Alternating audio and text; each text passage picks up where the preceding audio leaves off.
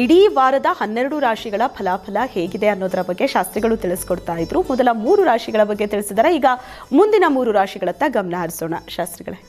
ಕರ್ಕಾಟಕ ರಾಶಿಯಿಂದ. ಕರ್ಕಾಟಕ ರಾಶಿಯವರಿಗೆ ಚಂದ್ರ ತುಂಬ ಚೆನ್ನಾಗಿದ್ದಾನೆ, ಕರ್ಮಸ್ಥಾನದಲ್ಲಿ ಸಂಚರಿಸ್ತಾನೆ, ಹೀಗಾಗಿ ಆತಂಕ ಬೇಡ.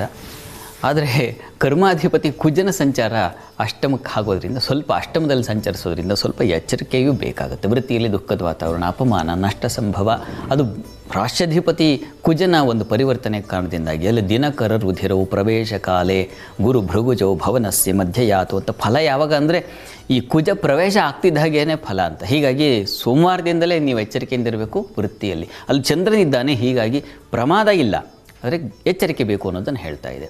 ಹಾಲು ಹೈನು ಕ್ಷೇತ್ರದಲ್ಲಿ ಲಾಭ, ಸ್ತ್ರೀಯರಿಗೆ ಅನುಕೂಲ ಚೆನ್ನಾಗಿದೆ. ವೃತ್ತಿಯಲ್ಲಿ ಹೆಣ್ಮಕ್ಕಳಿಗೆ ಯಾವುದೇ ತೊಡಕಿಲ್ಲ, ಆತಂಕ ಬೇಡ. ಯಾಕಂದರೆ ಚಂದ್ರಗ್ರಹ ಅಲ್ಲಿ ಸಂಚರಿಸ್ತಾ ಇದ್ದಾನೆ, ಹೀಗಾಗಿ ನಿಮಗೆ ಅಧಿಕಾರದ ಬಲ ಇತ್ಯಾದಿ ಚೆನ್ನಾಗಿದೆ, ಆತಂಕ ಬೇಡ. ಚಂದ್ರನ ಸಂಚಾರದಲ್ಲಿ ತುಂಬ ಅನುಕೂಲ ಉಂಟಾಗುತ್ತೆ. ಚಂದ್ರನಿಗೆ ಕುಜನಿಗಿಂತಲೂ ಹೆಚ್ಚಿನ ಬಲ ಅಂತ ಶಾಸ್ತ್ರಗಳು ಹೇಳುತ್ತೆ. ಸ್ವಾಭಾವಿಕವಾಗಿ ಯಾವ ಗ್ರಹ ಬಲಿಷ್ಠವಾಗಿರುತ್ತೋ ಅದರ ಫಲ ಬರುತ್ತೆ ಅಂತ.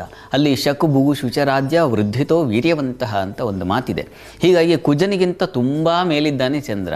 ಆ ಚಂದ್ರ ನಿಮ್ಮ ಕರ್ಮಸ್ಥಾನದಲ್ಲಿ ಸಂಚರಿಸೋದ್ರಿಂದ ಲಾಭವೇ ಬರುತ್ತೆ, ಒಳ್ಳೆಯದೇ ಆಗುತ್ತೆ, ಯೋಚನೆ ಬೇಡ, ಆತಂಕ ಬೇಡ.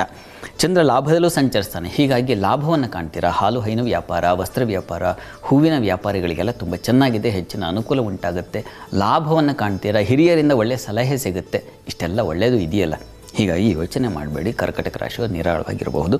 ವಾರಾಂತ್ಯ ನೋಡೋಣ. ವಾರಾಂತ್ಯದಲ್ಲಿ ನಿಮಗೆ ಸ್ವಲ್ಪ ಆಪ್ತರಿಂದ ಹೆಚ್ಚಿನ ನಷ್ಟ, ಮಾನಸಿಕ ವ್ಯಥೆ, ಅಪಮಾನ, ಸ್ವಲ್ಪ ನೀವು ಹೆಚ್ಚಿನ ಖರ್ಚು, ಹೆಚ್ಚಿನ ಓಡಾಟ, ಆಪ್ತರು ತುಂಬ ಇಷ್ಟಪಟ್ಟವರು, ಇಷ್ಟವಾದವರಿಂದಲೇ ಏನೋ ಮಾತು ಬಂದುಬಿಡುತ್ತೆ, ತಗಾದೆಗಳು ದೂರ ಆಗ್ತಕ್ಕಂಥದ್ದು, ಈ ರೀತಿಯ ಒಂದು ಸಾಧ್ಯತೆ ಸೂಚಿಸ್ತಾ ಇದೆ.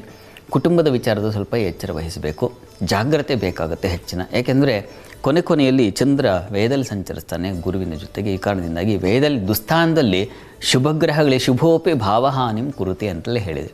ಹೀಗಾಗಿ ಸ್ವಲ್ಪ ಮಟ್ಟಿಗೆ ಆರೋಗ್ಯದಲ್ಲೂ ಸ್ವಲ್ಪ ಏರುಪೇರು ಕಾಣ್ತಕ್ಕಂತಹ ಸಾಧ್ಯತೆ ಸೂಚಿಸ್ತಾ ಇದೆ. ಶುಗರು ಇತ್ಯಾದಿ ತೊಂದರೆಗಳು ಯಾರು ಅನುಭವಿಸ್ತಾ ಇದ್ದೀರೋ ಅವರು ಸ್ವಲ್ಪ ಜಾಗ್ರತೆ ಬೇಕು, ಅದನ್ನು ಸೂಚಿಸ್ತಾ ಇದೆ.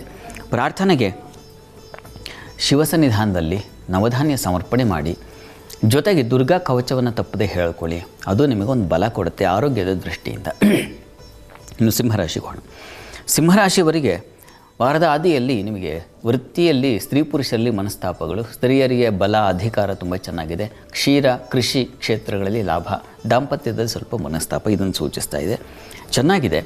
ಅಲ್ಲಿ ಭಾಗ್ಯದಲ್ಲಿ ಚಂದ್ರ ಸಂಚರಿಸ್ತಾನೆ. ಈ ಕಾರಣದಿಂದಾಗಿ ಧರ್ಮ ಕಾರ್ಯಗಳು, ದೇವ ಕಾರ್ಯಗಳು, ಉತ್ತಮ ಕಾರ್ಯಗಳು, ಶುಭ ಕಾರ್ಯಗಳು, ಯಾವುದೋ ಸಭೆ ಸಮಾರಂಭ ಇಂಥವುಗಳಲ್ಲಿ ಉತ್ತಮರ ಭೇಟಿ ಆಗ್ತಕ್ಕಂಥದ್ದು. ಆಗಲೇ ನಾನು ಸುಭಾಷಿತ ನೋಡಿದ್ವಲ್ಲ, ಉತ್ತಮರ ಸಂಘ ನಮಗೆ ಮುತ್ತಿನ ಹಾಗೆ ಅಂತ. ಆ ರೀತಿಯ ಒಂದು ಸಂದರ್ಭ ಏರ್ಪಾಡಾಗುತ್ತೆ, ಅದರಲ್ಲಿ ಯಾವುದೇ ಸಂಶಯ ಇಲ್ಲ.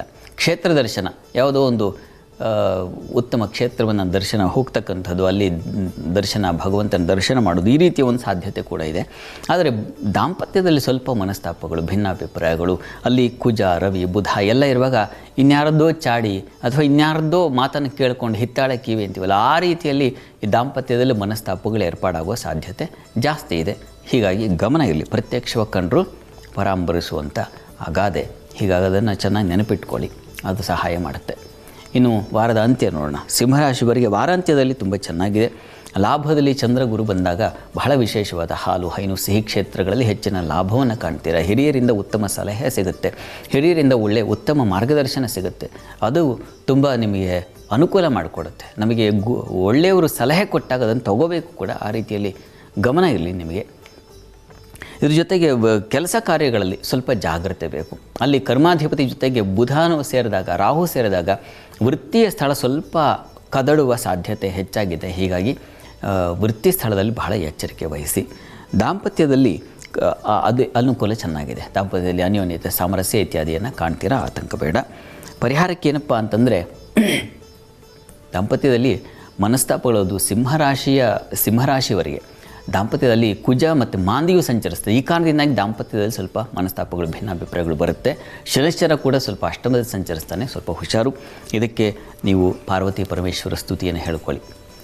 ದಾಂಪತ್ಯದಲ್ಲಿ ಸಣ್ಣ ಪ್ರಮಾಣದ ಸ್ವಲ್ಪ ತೊಡಕನ್ನು ಸೂಚಿಸ್ತಾ ಇದೆ. ಹೀಗಾಗಿ ಅದಕ್ಕೆ ಪಾರ್ವತಿ ಪರಮೇಶ್ವರ ಸ್ತುತಿಯನ್ನು, ಶಿವಶಕ್ತಿಯರ ಆರಾಧನೆಯನ್ನು ಮಾಡೋದು ತುಂಬ ಒಳ್ಳೆಯದು. ಅದೊಂದೇ ಈ ವಾರದಲ್ಲಿ ನೀವು ಕಾಣ್ತಕ್ಕಂಥದ್ದು. ಉಳಿದ ಹಾಗೆಲ್ಲ ಅಲ್ಲಿ ಚಂದ್ರ ಗುರು ಲಾಭ ತುಂಬ ಸಹಾಯ ಮಾಡುತ್ತೆ, ಆತಂಕ ಬೇಡ. ಇನ್ನು ಕನ್ಯಾ ರಾಶಿಗೆ ಹೋಗೋಣ. ಕನ್ಯಾ ರಾಶಿಯವರಿಗೆ ವಾರದಾದಿಯಲ್ಲಿ ವೃತ್ತಿಯಲ್ಲಿ ಸ್ವಲ್ಪ ಜಾಗ್ರತೆ ಬೇಕು. ಬಂಧು ಜ್ಞಾತಿಗಳಲ್ಲಿ ಸ್ವಲ್ಪ ಎಚ್ಚರ ವಹಿಸಿ. ಚಂದ್ರ ಅಷ್ಟಮದಲ್ಲಿ ಸಂಚರಿಸ್ತಾನೆ, ಈ ಕಾರಣದಿಂದಾಗಿ ಧರ್ಮ ದೈವ ಕ್ಷೇತ್ರಗಳಲ್ಲಿ ಆಸಕ್ತಿ ತುಂಬ ಚೆನ್ನಾಗಿರ್ತದೆ, ಅದರಲ್ಲೇನು ಸಂಶಯ ಇಲ್ಲ. ಉತ್ತಮ ಕಾರ್ಯಗಳಲ್ಲಿ ಪಾಲ್ಗೊಳ್ತಕ್ಕಂಥದ್ದು, ಉತ್ತಮರ ಭೇಟಿ ಇದು ಚೆನ್ನಾಗಿದೆ. ಆರೋಗ್ಯದ ಸ್ವಲ್ಪ ವ್ಯತ್ಯಾಸ ನೋಡಿ. ನಿಮ್ಮ ರಾಶಾಧಿಪತಿ ಜೊತೆಗೆ ಬುಧನ ಜೊತೆಗೆ ರಾಹು ಮತ್ತು ಕುಜ ಸೇರಿದಾಗ ಹೆಚ್ಚಿನ ಅಂಶ ಈ ಸ್ಕಿನ್ ಅಲರ್ಜಿ, ಸ್ಕಿನ್ ಡಿಸೀಸ್ ಅಂತಿದ್ದೀವಲ್ಲ, ಅವುಗಳಿಗೆ ಸಂಬಂಧಿಸಿರ್ತಕ್ಕಂಥ ತೊಂದರೆಗೆ ಒಳಪಡ್ತೀರಾ. ಬಾಧೆಗಳು ಉಂಟಾಗೋ ಸಾಧ್ಯತೆ ಜಾಸ್ತಿ ಇದೆ, ಹುಷಾರು. ಕರ್ಮಸ್ಥಾನದಲ್ಲೂ ಕೂಡ ಮಾಂದ್ಯ ಸಂಚರಿಸ್ತಾನೆ ಕನ್ಯಾ ರಾಶಿಯವರಿಗೆ ವಾರದ ಆದಿಯಲ್ಲಿ. ಹೀಗಾಗಿ ವೃತ್ತಿಯಲ್ಲಿ ಬಹಳ ಎಚ್ಚರಿಕೆ ಬೇಕು. ಅಲ್ಲೂ ಏನೋ ಎಡವಟ್ಟುಗಳು ಮತ್ತು ಇನ್ಯಾವುದೋ ಅಪವಾದಗಳು ಈ ರೀತಿಯ ಸಾಧ್ಯತೆ. ಚಂದ್ರನು ಅಷ್ಟಮದಲ್ಲಿದ್ದಾನೆ. ಈ ಕಾರಣದಿಂದಾಗಿ ಕನ್ಯಾ ರಾಶಿಯವರಿಗೆ ಸ್ವಲ್ಪ ಹಿನ್ನಡೆಯನ್ನು ಸೂಚಿಸ್ತಾ ಇದೆ ವಾರದ ಆದಿಯಲ್ಲಿ. ಬಹಳ ಪ್ರತಿ ಹೆಜ್ಜೆಯಲ್ಲೂ ಎಚ್ಚರಿಕೆಯ ಹೆಜ್ಜೆಗಳು ನಡಿ. ಇನ್ನು ಕನ್ಯಾ ರಾಶಿಯವರು ವಾರದ ಅಂತ್ಯ ನೋಡೋಣ. ಅಂತ್ಯದಲ್ಲಿ ಸ್ವಲ್ಪ ಮಟ್ಟಿಗೆ ಆ ವಾತಾವರಣ ಬದಲಾಗ್ಬಿಡುತ್ತೆ. ಕಹಿಯಿಂದ ಮತ್ತು ಸಿಹಿ ಕಡೆಗೆ ಬರ್ತೀರಾ. ವೃತ್ತಿಯಲ್ಲಿ ಹೆಚ್ಚಿನ ಅನುಕೂಲ ಕಾಣ್ತೀರಾ. ಅಲ್ಲಿ ಮತ್ತೆ ಯಥಾ ಪ್ರಕಾರ ನಿಮಗೆ ಗಜಕೇಸರಿ ಯೋಗ ಏರ್ಪಾಡಾಗುತ್ತೆ. ಕರ್ಮಸ್ಥಾನದಲ್ಲಿ ಕೇಂದ್ರ ಸ್ಥಾನದಲ್ಲಿ ಗುರುಚಂದ್ರರಿದ್ದಾಗ ಮೇಧಾವಿ ಗುಣಸಂಪನ್ನೋ ರಾಜಪ್ರಿಯಕರೋ ಭವೇತ್ ಅಂತ. ಹೀಗಾಗಿ ಮೇಧಾವಿಗಳು ಆಗ್ತೀರ. ವೃತ್ತಿಯಲ್ಲಿ ಮೇಧಾವಿಗಳಾಗ್ಬಿಟ್ರೆ ಅಲ್ಲಿ ಸಾಕಲ್ಲ, ಅಲ್ಲಿ ನಿಮಗೆ ಗೆಲುವು ಸಿಕ್ಕರೆ ಬೇಕಾದಷ್ಟಾಯಿತು, ಒಳ್ಳೆಯ ಫಲ ಅದು. ಆ ರೀತಿಯಲ್ಲಿ ಶುಭ ಫಲವನ್ನು ಕಾಣ್ತೀರ, ಸಂಶಯ ಇಲ್ಲ. ಮತ್ತು ದಾಂಪತ್ಯದಲ್ಲೂ ಅನ್ಯೋನ್ಯತೆ, ಸಾಮರಸ್ಯ ಇತ್ಯಾದಿ ಕಾಣಲಿಕ್ಕೆ ಅವಕಾಶ ಇದೆ, ಚೆನ್ನಾಗಿದೆ. ಚಂದ್ರನ ಸಂಚಾರ ಮೂವ್ ಆಗಿಬಿಟ್ರೆ ಗುರುವಾರದಿಂದ ನಿಮಗೆ ತುಂಬ ಒಳ್ಳೆಯ ಉತ್ತಮವಾದ ಫಲಗಳನ್ನು ಕಾಣ್ತೀರಾ. ಆದರೆ ಆರೋಗ್ಯ ಮಾತ್ರ ಸ್ವಲ್ಪ ತೊಡಕಿಯಿಂದ ಕೂಡಿರುತ್ತೆ. ಹೀಗಾಗಿ ಆರೋಗ್ಯದ ಕಡೆಗೆ ಸ್ವಲ್ಪ ಗಮನ ತೆಗೆದುಕೊಳ್ಬೇಕು.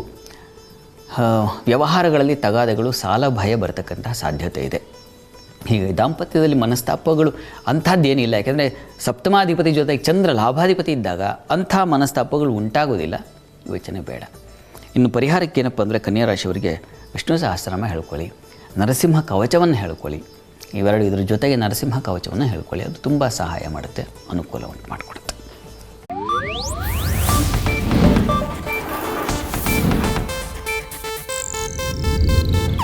ಇದು ಏಷ್ಯಾನೆಟ್ ನ್ಯೂಸ್ ನೆಟ್ವರ್ಕ್ ಪ್ರಸ್ತುತಿ.